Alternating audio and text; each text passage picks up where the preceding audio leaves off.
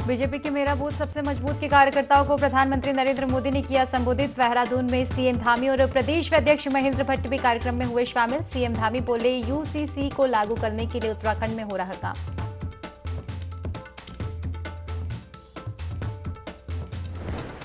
मुख्यमंत्री पुष्कर सिंह धामी का कुमाऊं दौरा। हल्द्वानी में उच्च अधिकारियों के साथ विकास कार्यों की करेंगे समीक्षा। काशीपुर में एरोमा पार्क के प्लाटों का करेंगे आवंटन।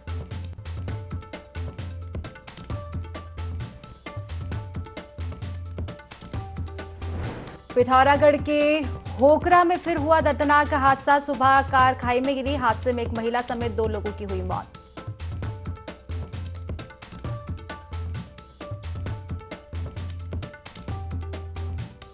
हरिद्वार पुलिस की नशा तस्करों के खिलाफ बड़ी कार्रवाई। आगामी कावड़ मेले को लेकर पुलिस ने बनाई विशेष टीम। 15 पेटी अवैध शराब के साथ एक अभियुक्त भी गिरफ्तार।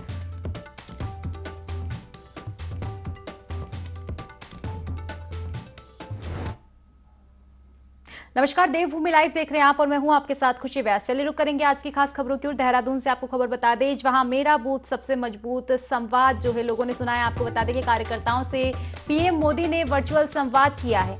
कार्यक्रम में सीएम धामी भी आपको बता दें कि मौजूद रहे। बीजेपी के कई मंत्री भी इस दौरान मौजूद रहे। देखिए, प्रधानमंत्री नरेंद्र मोदी का आज अहम कार्यक्रम राजधानी भोपाल में था। मध्य प्रदेश की राजधानी भोपाल में मेरा बूथ सबसे मजबूत कार्यक्रम आज उनका था, जिसके चलते उन्होंने कार्यकर्ताओं से संवाद किया है। और इसी कड़ी में आपको बता दें कि उत्तराखंड में भी कार्यकर्ताओं से प्रधानमंत्री नरेंद्र मोदी ने वर्चुअल संवाद किया। कार्यक्रम में सीएम धामी मौजूद रहे। इसी के साथ बीजेपी के कई मंत्री भी मौजूद रहे।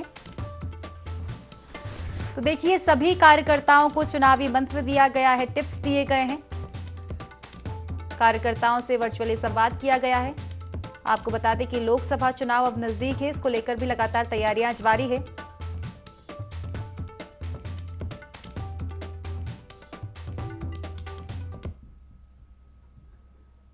चलिए खबरों में आगे बढ़ेंगे, जहां मसूरी के नगर पालिका सभागार में अधिशासी अधिकारी राजवीर सिंह चौहान के नेतृत्व में स्वच्छता को लेकर बैठक का आयोजन किया गया, जिसमें स्वयंसेवी संस्थाओं के साथ ही पर्यावरण मित्रों को स्वच्छता अभियान चलाने के निर्देश दिए गए। साथ ही सुपरवाइजरों को टीम गठित कर शहर के नाले और मलिन बस्तियों के अलावा विभिन्न स्थानों पर स्वच्छता अभियान चलाने के निर्देश दिए गए।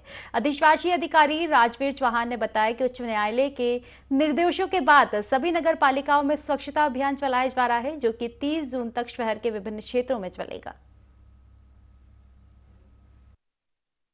नैनीताल के पत्रांक संख्या 331-34 के अंतर्गत अभी 20/6/2023 को एक आदेश निर्गत किए गए हैं, जिसमें हाईकोर्ट द्वारा यह कहा गया है कि नगर पालिकाएं, नगर संस्थाएं, नगर पंचायत द्वारा पुनः अपने क्षेत्र में 22 तारीख से 30 तारीख तक विभिन्न क्षेत्रों पे नदी, नालों, छोटी छोटी नालियों और मलिन बस्तियों की विशेष सफाई कराने का कार्य करेंगे।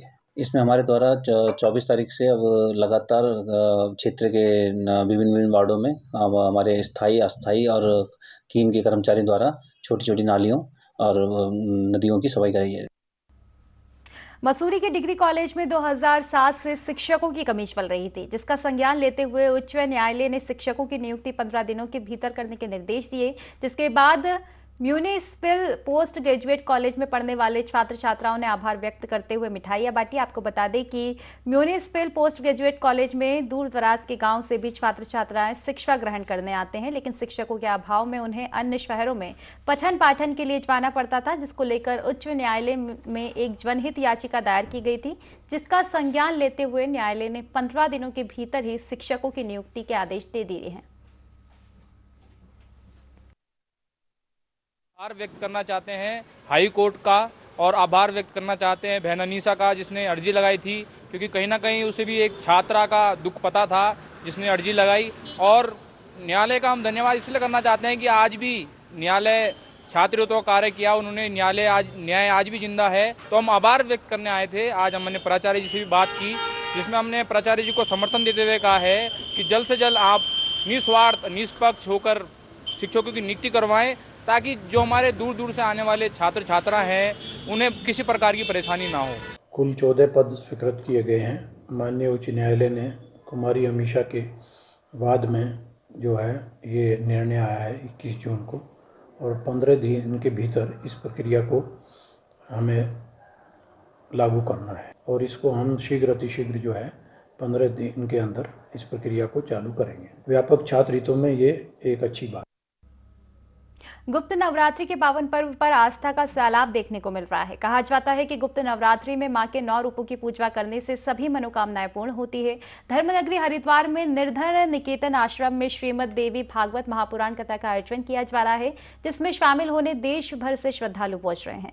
स्वामी हरि चेतनानंद महाराज का कहना है कि श्रीमद देवी भागवत महापुराण शक्ति की उपासना से मान्यताएं पूरी होती है। कलयुग में भगवती की उपासना का विशेष महत्व माना जाता है। गुप्त नवरात्रि में अगर श्रीमद देवी भागवत महापुराण कथा का श्रवण किया जाए तो इससे ऊर्जा मिलती है।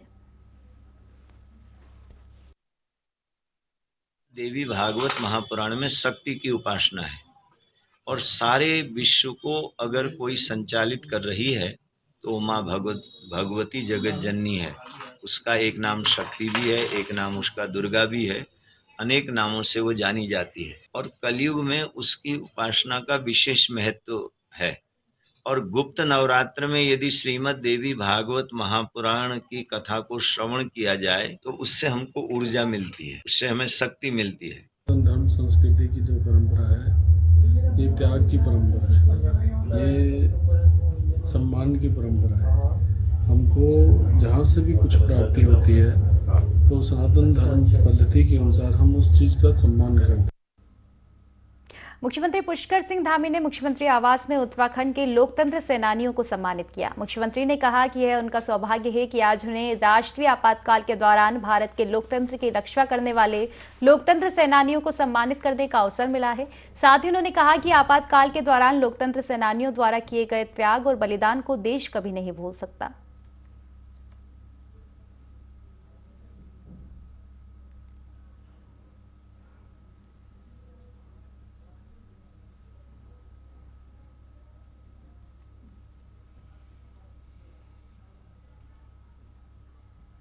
चलिए इसी के साथ खबरों में आगे बढ़ेंगे, जहां देहरादून में मौसम विभाग ने आगामी 30 जून तक बारिश का रेड अलर्ट जारी किया है। आपको बता दें कि जिसके चलते बीजेपी ने महा जनसंपर्क अभियान के अंतर्गत 27 जून से 30 जून के बीच प्रदेश की 4 लोकसभा क्षेत्रों में होने वाली रैलियों को स्थगित करने का निर्णय लिया है।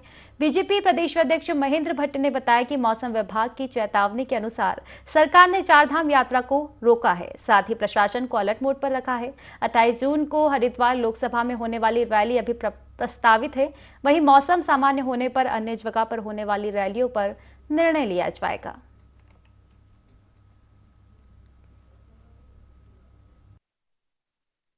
चार रैलियां स्थगित कर दी हैं मौसम विभाग के अलर्ट के बाद। अभी हमारी केवल हरिद्वार लोकसभा की रैली हमारी रुड़की में होगी 28 तारीख को सायं 4 बजे, जिसमें माननीय मुख्यमंत्री जी रहेंगे और हमारे प्रदेश के प्रभारी राष्ट्रीय महामंत्री दुष्यंत गौतम जी और मेरा प्रत्यक्ष रैली में रहना होगा। बाकी 4 रैलियाँ हम लोग मौसम विभाग का जैसी भी गाइड दिशा आएगी उसके बाद उन रैलियों को हम लोग करेंगे।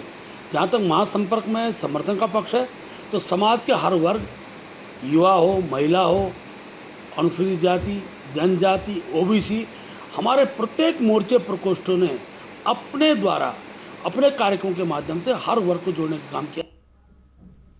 हल्द्वानी में धर्मगुरुओं की बैठक का आयोजन कराया गया। आपको बता दें कि इस बैठक में सभी प्रशासनिक अधिकारी मौजूद रहे। वहीं सभी धर्मगुरुओं को बताया गया कि बकरा ईद पर कोई भी आपत्तिजनक पोस्ट सोशल मीडिया पर अपलोड नहीं करें और अगर कोई करता है तो उसके खिलाफ सख्त कार्रवाई की जाएगी। वहीं नगर मजिस्ट्रेट ने सभी अधिकारियों को निर्देशित किया कि सभी कर्मचारी बकरा ईद पर पुख्ता इंतजाम करें ताकि ईद के दिन किसी को कोई भी परेशानी ना हो।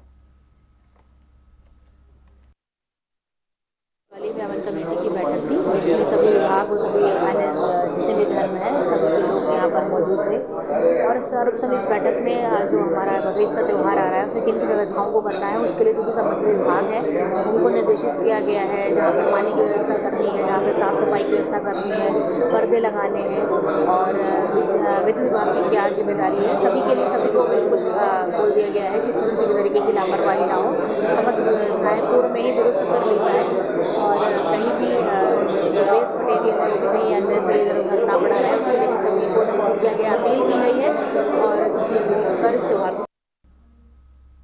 प्रदेश में लगातार मौसम में बदलाव हो रहा है, जिसकी वजह से अब मौसम विभाग ने एक बार फिर बारिश का अलर्ट जारी किया है। ऐसे में मुख्यमंत्री पुष्कर सिंह धामी सचिवालय के आपदा कंट्रोल रूम पहुंचे, जहां उन्होंने तमाम अधिकारियों से हालातों की जानकारी ली और सभी अधिकारियों को हर पर अलर्ट रहने के लिए कहा। साथ ही सीएम धामी ने एसडीआरएफ और एनडीआरएफ के अधिकारियों से भी बात की और आपदा के हालात में तालमेल बनाकर काम करने के निर्देश दिए।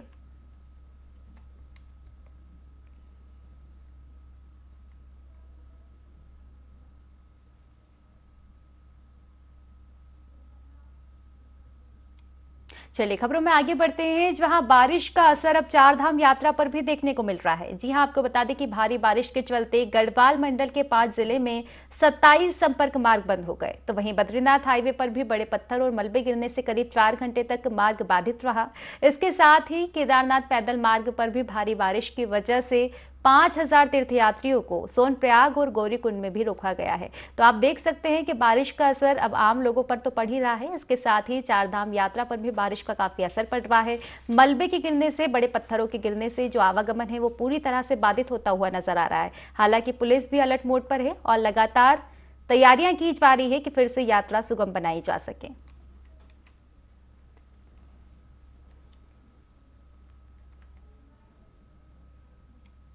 राज्य के आंदोलन में महत्वपूर्ण भूमिका निभाने वाली पार्टी उत्तराखंड क्रांति दल विलुप्त होने की कगार पर है। दरअसल जुलाई में पार्टी का अधिवेशन मसूरी में होना है, जिसके लिए जनपद उत्तरकाशी में पहुंचे पार्टी के शीर्ष कार्यकर्ताओं ने प्रेस वार्ता कर कहा, इस बार पुराने नेताओं को पार्टी में कोई जगह नहीं दी जाएगी, उनकी जगह नए चेहरों को सामने लाया जाएगा।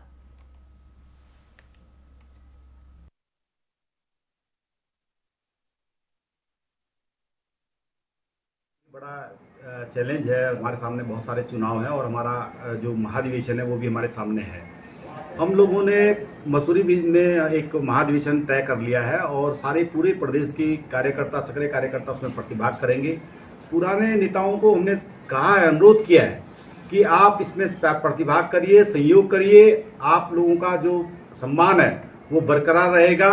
हम कोई सत्ता तख्ता पलट करने वाले नहीं हैं, लेकिन यदि अगर आपकी हठ धर्मिता रही तो तख्ता पलट भी होगा और मसूरी में होगा। राज्य को नए विकल्प की जरूरत है।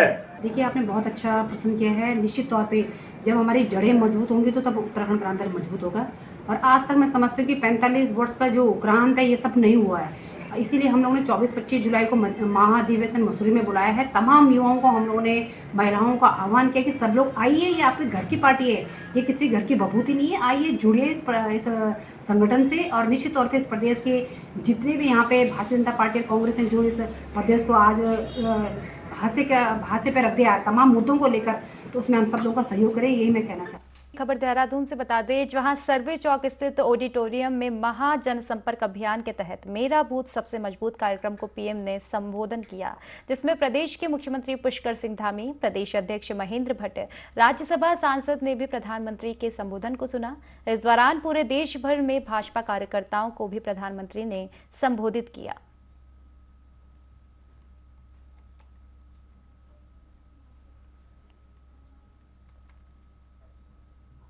ऑपरेशन मर्यादा के तहत हरिद्वार पुलिस लगातार नशा तस्करों पर कार्रवाई कर रही है। इसी कड़ी में कनखल थाना पुलिस ने 15 पैटी अवैध शराब जब्त की।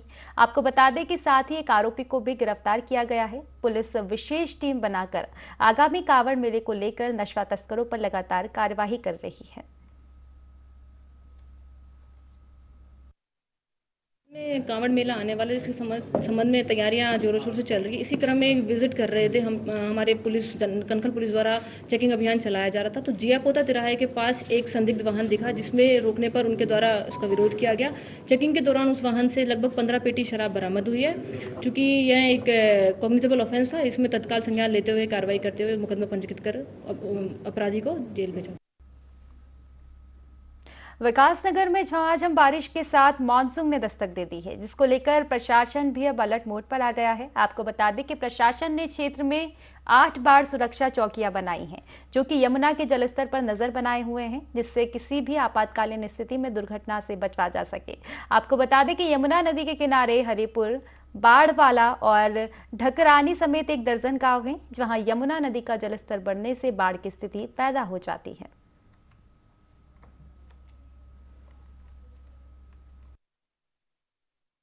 मानसून की शुरुआत हो चुकी है, तो इसको लेते हुए जो पूर्व की तैयारी थी जिलाधिकारी महोदय के निर्देश पे वो कर ली गई है। हमारी 8 वार्ड चौकियाँ इस समय एक्टिवेट हैं। तहसील में हमारा कंट्रोल रूम बनाया गया है और उसके साथ साथ जो विभिन्न विभागों को साथ लेते हुए एक IRS सिस्टम जो बनाया गया है उसका वो भी एक्टिवेट कर दिया गया। जैसे ही कोई अगर चेतावनी जारी की जाती है सभी को अलर्ट मोड में रहने के लिए कहा गया है और सभी लोग अपना फ़ोन भी स्विच ऑफ कोई भी व्यक्ति नहीं करेगा और सभी लोग अलर्ट मोड पे रहेंगे। ये निर्देश जारी जिलाधिकारी महोदय की तरफ से कर दिए गए।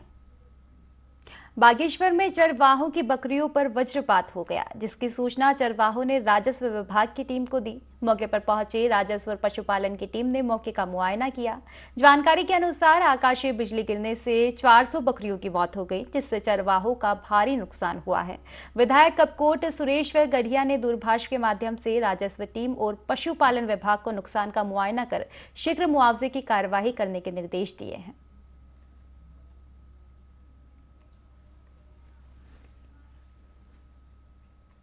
चलिए खबरों में आगे बढ़ेंगे। चंपावत जिले के लोहाघाट ब्लॉक के डुमराई गांव में आजवादी के बाद पहली बार वाहन पहुंचा है। वाहन के गांव में पहुंचने पर ग्रामीणों ने जोरदार स्वागत किया। ग्राम प्रधान कमला देवी ने कहा कि गांव के लिए खुशी का दिन है। आजवादी के बाद पहली बार गांव का यह क्षेत्र सड़क मार्ग से जुड़ा है। उन्होंने बताया कि गांव को यह खुशी जिला पंचायत सदस्य प्रीति पाठक ने दी है, जिनके अथक प्रयासों से गांव की बस्ती सड़क मार्ग से जुड़ी।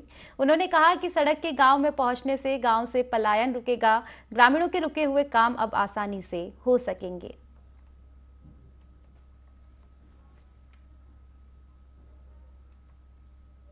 तो उत्तरकाशी में तेज बारिश का सिलसिला लगातार जारी है। आपको बता दें कि भागीरथी नदी और नाले उफान पर है। साथ ही गंगोत्री, यमुनोत्री, राष्ट्रीय राजमार्ग सहित लिंक मोटर मार्ग के खुलने और बंद होने का सिलसिला भी लगातार जारी है। जनपद मुख्यालय नगरपालिका वार्ड नंबर 7 जानसू में तेज से राकेश लाल के मकान सहित 4 आवासीय मकानों की सुरक्षा दीवार टूट गई। मकान में बड़ी बड़ी दरारें पड़ गई। आपदा प्रबंधन टीम मौके पर पहुंची। वहीं मकान में रहने वालों का कहना है कि यदि सुरक्षा नहीं की गई तो मकान क्षतिग्रस्त हो सकते हैं।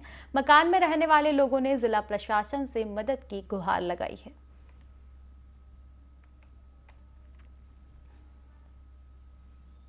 चलिए खबरों में आगे बढ़ेंगे। खबर लाल कुआं से आपको बता दें, जहां हरेला पर्व से पहले नैनीताल दुग्ध उत्पादक सहकारी संघ ने बड़ी सौगात दी है। आपको बता दें कि आंचल उपभोक्ताओं के साथ ही देश विदेशी से आ रहे पर्यटकों को देखते हुए आंचल दुग्ध एवं दुग्ध उत्पाद दरों में कमी का निर्णय लिया गया। इसके साथ ही दुग्ध मूल्य प्रोत्साहन योजना के अंतर्गत नैनीताल जिले को 8 करोड़ 35 लाख की धनराशि एक मुश्त आवंटित किए जाने पर दुग्ध विकास मंत्री सौरभ बहुगुणा और सीएम पुष्कर सिंह धामी का आभार व्यक्त किया गया। जानकारी देते हुए नैनीताल दुग्ध संघ अध्यक्ष मुकेश बोरा ने बताया कि बाजार और उपभोक्ताओं के साथ साथ पर्यटन सीजन में अन्य प्रांतों से आने वाले पर्यटक भी आंचल के स्वाद ले सकेंगे। इस दृष्टि से हरेला पर्व से पहले 25 जून को आंचल दूध में 2 रुपए प्रति लीटर, घी में 40 रुपए प्रति लीटर, मक्खन में 50 रुपए प्रति किलोग्राम, दही में 17.50 पैसा प्रति किलोग्राम की दरों में कमी का निर्णय लिया गया है।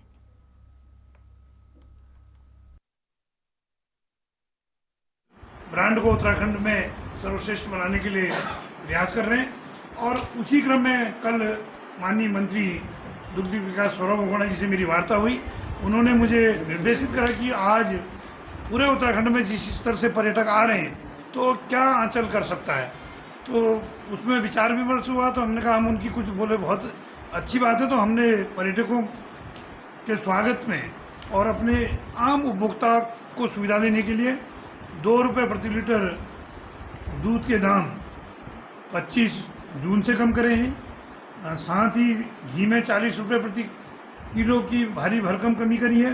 मक्खन में 50 रुपये प्रति किलो और दही में 17.5 रुपये प्रति किलो के रेट हमने कम करे हैं, जिससे कि हमारे पर्यटक आंचल ब्रांड का स्वाद ले सकें और उसको देश और अन्य राज्यों में उसकी चर्चा कर सकें और आने वाले टाइम में आंचल ब्रांड जो है उत्तराखंड का एक बड़ा ब्रांड बने, इसके लिए हमारा प्रयास है। तो आसमान से बरसते पानी का कहर सिर्फ पहाड़ों पर ही नहीं बल्कि मैदानी इलाकों में भी कहर बनकर टूटता है।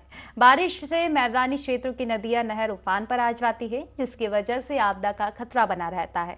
और इसी खतरे को गंभीरता से लेते हुए काशीपुर प्रशासन ने तैयारियां पूरी कर ली है। आपको बता दें कि प्रशासन ने बाढ़ चौकियों पर कर्मचारियों को तैनात कर दिया है और नदी किनारे रह रहे लोगों को भी अलर्ट रहने की हिदायत दे दी है। आपको बता दें कि काशीपुर में बहने वाले ढेला नदी और कोसी नदी है।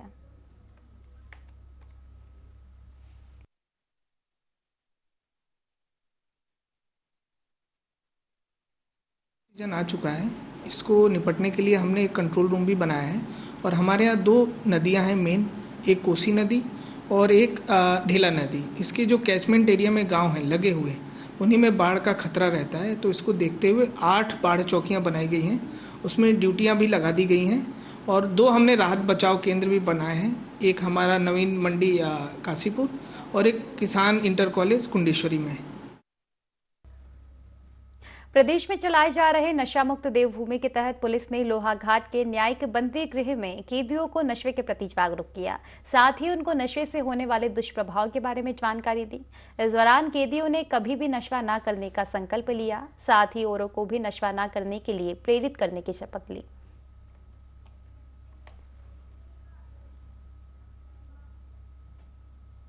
खबर हमें आगे बढ़ेंगे, जहां उत्तराखंड की मित्र पुलिस को शर्मसार कर देने वाली तस्वीर सामने आई है। विकास नगर के बद्रीपुर गांव में पुलिस ने चोरी के आरोपी को 3rd डिग्री दे डाली।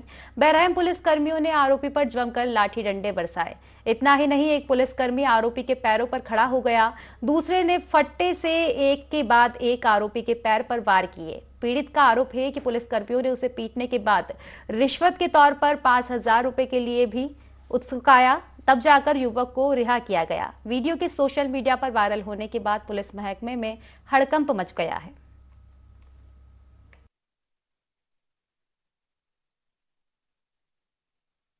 वो आके मैं सुबह के टाइम जा रहा था, वहीं पे मैंने थोड़ा जो स्क्रैप वगैरह होता है जी छोटा मोटा, तो मैंने वो उठा लिया सर। मैं थोड़ा नशे का आदी हूँ सर, नशा करता हूँ, तो इसलिए थोड़ा सा मालिक आ गया वहाँ पे। वो बोल रहे भाई तूने चोरी कर लिया, यहाँ पे सामान उठा लिया, हमारा बहुत सारा सामान उठा लिया। फिर उन्होंने पुलिस को फोन कर दिया सर और पुलिस वाले आ गए थोड़ी देर के बाद। तो उन्होंने पुलिस वालों ने सर मेरे साथ पूछताछ की थोड़ी बहुत ही, फिर और मेरे को मारने लगे सर बहुत ज़्यादा वो, और पैरों पे मारा, मेरे टांगों पे और ऐसे और डंडे मारे जी, और बली मारी मेरे से। उन्होंने 5,000 रुपये मांगे सर। 5,000 रुपये का जुगाड़ करके दिया जी मेरे रिश्तेदारों ने पुलिस वालों को सर। एक व्यक्ति को पुलिस के द्वारा पीटा जाने वाला, वो कहीं से कूड़ा वगैरह बीन रहा होगा बद्रीपुर में, वो काम भी कर रहा है, कम से कम 1 महीना हो गया उसे, वो राजमिस्त्री का काम करता है। लेकिन तो फिलहाल की खास खबरों में बस इतना ही। आप बने रहिए IND 24 के साथ। नमस्कार।